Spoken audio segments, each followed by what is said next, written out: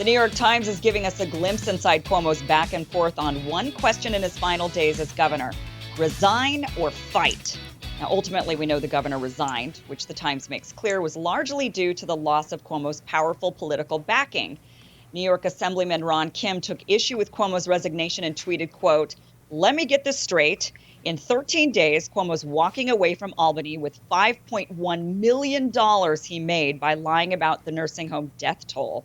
Assemblyman Kim joins us to discuss. Welcome to the show. So, Ron, what do you want him to do with that money? Let's talk about that money and how much he made and what he should do with it.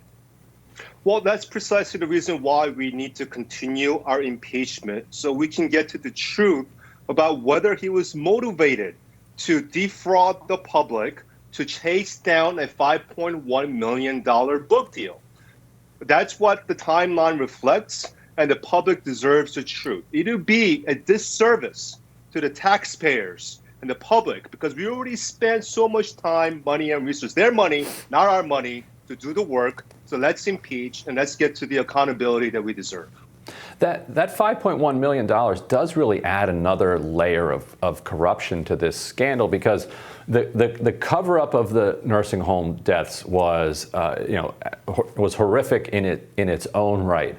But if it can be shown that the cover-up also had the goal of keeping his approval rating on the pandemic high enough so that he could cash in on that book deal, is there some sort of criminal implication here, Assemblyman? Well, that's up to the U.S. Attorney and the FBI to determine. But it is my humble opinion, based on what Andrew Cuomo has said himself, that when you lie about life and death data, it should be considered criminal fraud. And he did that in his public platform.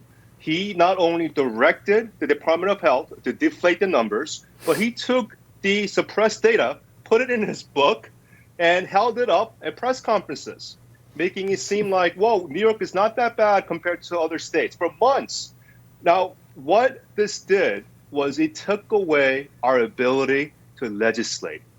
If we don't have real-time data, how could we actually resolve the problems in front of us? Well, and Assemblyman, I was struck yesterday in LG Hochul's press conference where she seemed to indicate that she wasn't completely in favor of the 14 days that Governor Cuomo is going to stay on for. She'd agreed to the terms, but she seemed like it certainly wasn't her idea. I'll put it that way. Do you have any concerns about what he might try to do and further abuse his power over the next 2 weeks before he leaves office? Everyone should be fear of him continuing to abuse his power. He will do everything to control the narrative right to the bitter end, to make it seem like he has control of his exit. This is all about the facade of having power and diminishing the assembly's role to check him and oversee the process of his exit, as well as the impeachment, to get to the truth of what's going on. Now, some members wanted to leverage impeachment to get him to resign. But most of us, including me, thought that impeachment was the process to get to accountability.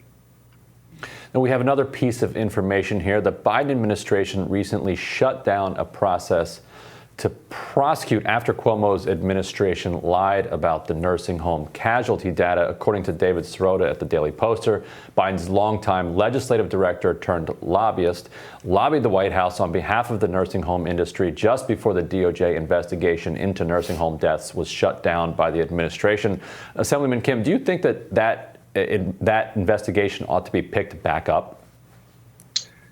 Absolutely. There is a pattern here of Cuomo using his personal ties to the White House to dodge accountability. Ronan Farrow did another big report a couple of days ago about how he did the same thing with Obama, where he shut down the Merlin Commission by pleading to the White House that he should shut down the DOJ investigation led by Preet Bharara back then. So if there's a pattern that's going on right now, Joe Biden now has a national responsibility, an ethical duty to see this through, to make sure that the people, the thousands of people who lost their loved ones due to Cuomo's poor judgment and mishandling, get their justice very soon. Well, and Assemblyman, I've been sort of bullish that some Democrats are going to come back around Andrew Cuomo and try to rehabilitate him and revive him in a couple of years after he leaves office.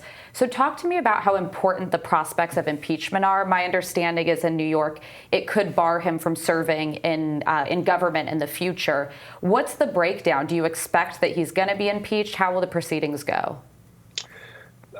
That's one of the main consequences if you do go through all the way to the impeachment, that we would potentially bar him from running for office again, which is why Eliot Spitzer resigned when we threatened to impeachment many years ago. And then he came back to try to run for other office.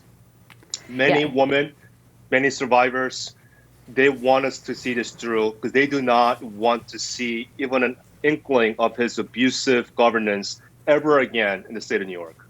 Absolutely. Now, looking forward, Lieutenant Governor Kathy Hochul is next in the line of succession to replace Cuomo. She will become the first woman to serve as governor of New York.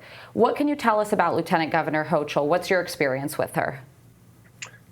I've met with her a couple of times early on when she was elected and appointed basically by the governor, Andrew Cuomo.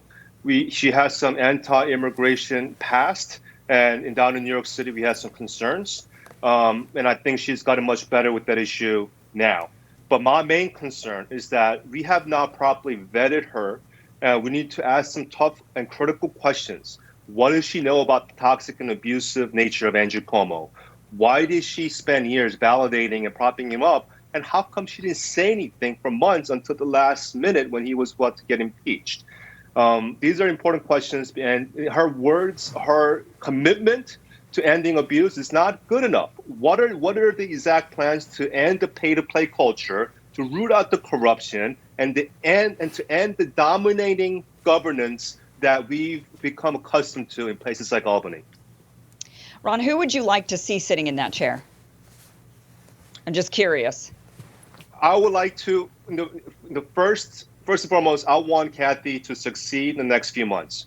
I want Ms. Hochul, when she takes the seat, come to work with us to seize this moment to transform Albany once and for all.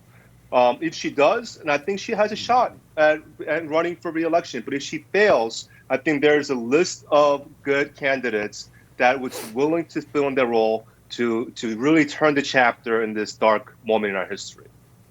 And Assemblyman, how much appetite is there in Albany for using this opportunity to dismantle the kind of corrupt machine network that has built up there over generations, but really solidified under Cuomo? And how much are people in Albany just looking forward to kind of moving beyond this and saying, well, Cuomo's gone, let's just get back to business?